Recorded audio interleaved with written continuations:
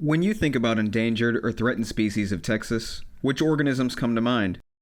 If you're from the central Texas region, you might think of a few common animals such as the golden-cheeked warbler, black-capped vireo, or Barton Springs salamander.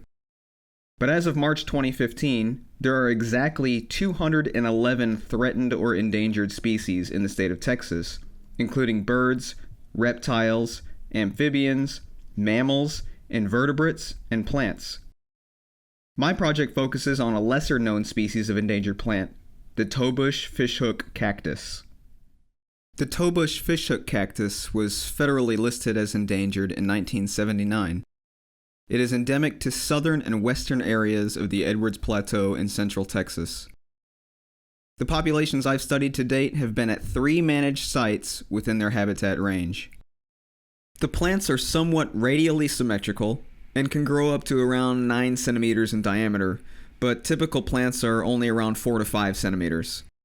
Each tubercle has 3 to 5 central spines, the lower of which are hooked like a fishhook. They flower in February to late March and produce bright to pale yellow flowers. I've only recently began studying the cactus, but my project will continue throughout the summer and fall until about December 2015. Questions I'm aiming to answer are: what are the habitat characteristics of the cactus on both small and large scale?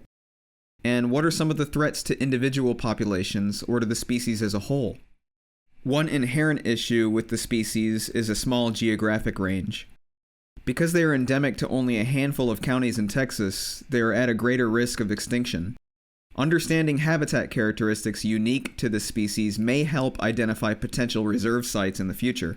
The populations I've been able to locate in the field have been in juniper oak-dominated landscapes on higher elevations or hill slopes where the soil depth is shallower and well-drained. They can be found where the juniper oak canopy begins to open up, allowing an abundance of sunlight onto grassy, coarse gravel, or bedrock matrix. A 1997 study attempted to quantify the percentage of different cover types at one of my study sites.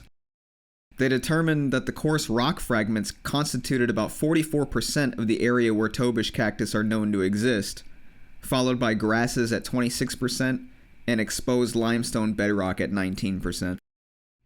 Other threats I'll attempt to examine are effects of climate change, habitat destruction due to land use change and continued fire suppression, as well as weevil parasitism and rebounding higher density populations.